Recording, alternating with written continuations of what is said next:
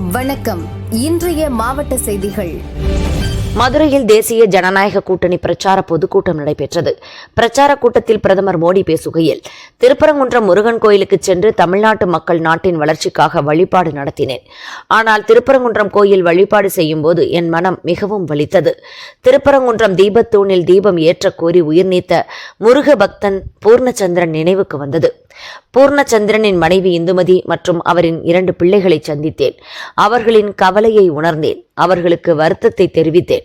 பூர்ணச்சந்திரன் ஆன்மா சாந்தியடைய கடவுள் முருகனை பிரார்த்திக்கிறேன். தமிழ்நாட்டில் மீண்டும் ஆட்சிக்கு வர வேண்டும் என திமுக கனவு காண்கிறது. மக்கள் கூட்டத்தை பார்க்கும்போது திமுகவின் கனவு பலிக்காது என்பது தெரிகிறது. இந்த தேர்தல் தமிழக அரசியல் திருப்பு முனையாகும் என பேசினார். கூட்டத்தில் முன்னாள் முதல்வர் பழனிசாமி, டிடிவி தினகரன், அன்புமணி உள்ளிட்ட கூட்டணி கட்சி தலைவர்கள் பங்கேற்றனர். பிப்ரவரி 3ஆம் தேதி சந்திர கிரகணம் நடைபெறுகிறது. இரவு 8 மணி கோயில் நடை அடைக்கப்படும். அதற்காக கோயில் நிர்வாகம் பக்தர்கள் சுவாமி தரிசன நேரம் மாற்றப்பட்டுள்ளதாக அறிவித்துள்ளது. அதன்படி 3ஆம் தேதி காலை கோவிலில் உச்சிக்கால பூஜை வரை பக்தர்கள் சாமி தரிசனம் செய்யலாம். மதியம் 12 மணிக்கு நடை சாத்தப்பட்டு பின்னர் இரவு 8 மணிக்கு மேல் கோயில் நடை திறக்கப்படும். அதனைத் தொடர்ந்து கிரகண நிவர்த்தி பூஜைகள் நடைபெறும். அடுத்து பக்தர்கள் சுவாமி தரிசனம் துவங்கும். பின்னர் சாய ரட்சை, அர்த்தஜாம பூஜைகள் நடைபெறும் என கோயில் நிர்வாகம் சார்பில் தெரிவிக்கப்பட்டுள்ளது. மதுரையில் தேசிய ஜனநாயக கூட்டணி பொதுக்கூட்டம் இன்று மாலை நடைபெறுகிறது. இதில் பங்கேற்பதற்காக பிரதமர் மோடி இன்று மதுரை வந்தார். பொதுக்கூட்டத்துக்கு முன்னதாக மதுரை விமான நிலையத்தில் நடைபெற்ற அரசு விழாவில் பிரதமர் மோடி பங்கேற்றார்.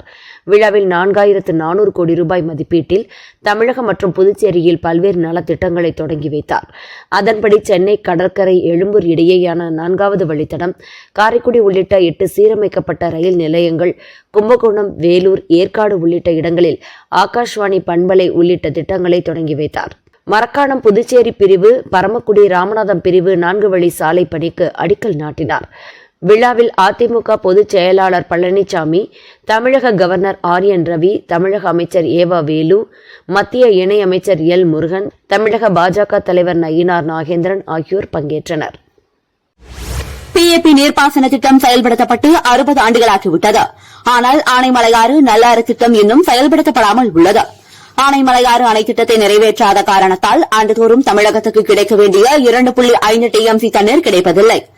பரம்பிக்குளம், தூணக்கடவு, பெருவாரிப்பள்ளம் ஆகிய தொகுப்பணைகளில் இருந்து ஆண்டுக்கு 14 டிஎம்சி தண்ணீர் எதிர்பார்க்கப்படுகிறது. ஆனால் சராசரியாக 10 டிஎம்சி தண்ணீர் மட்டுமே தமிழகத்துக்கு கிடைக்கிறது. கேரளா மற்றும் தமிழ்நாடு செய்து கொண்ட ஒப்பந்தப்படி கேரளாவில் இடைமலையாறு அணை கட்டப்படும். அதன் பின்னர் துணை ஒப்பந்தம் ஏற்படுத்தி ஆனைமலையாறு அணை திட்டத்தை நிறைவேற்றிக் கொள்ளலாம் என வரையறுக்கப்பட்டுள்ளது. 1970ஆம் ஆண்டு இடைமலையாறு அணையை கட்டி முடித்ததாக கேரள அரசு அவர்களது இணையதளத்தில் தெரிவித்துள்ளது. ஆனால் தமிழக அரசு இன்னும் ஆனைமலையாறு அணை திட்டத்தை செயல்படுத்தவில்லை. ஆனைமலையாறு அணை திட்டம் நிறைவேற்றப்பட்டால் ஆண்டுதோறும் 2.5 டிஎம்சி தண்ணீர் தமிழகத்துக்கு கிடைக்கும். இந்த தண்ணீர் கிடைத்தால் வெயில் காலங்களில் விவசாயம் செய்ய பெரிதும் உதவும். எனவே உடனடியாக திட்டத்தை நிறைவேற்ற வேண்டும் என விவசாயிகள் போராட்டத்தில் ஈடுபட்டுள்ளனர். அதன் ஒரு பகுதியாக திருப்பூர், பல்லடம், பொங்கலூர் பகுதிகள் விவசாயிகள் உண்ணாவிரத போராட்டம் நடத்தினர். கட்சி சார்பற்ற தமிழக விவசாயிகள் சங்கம் சார்பில் போராட்டம் நடத்தப்பட்டது.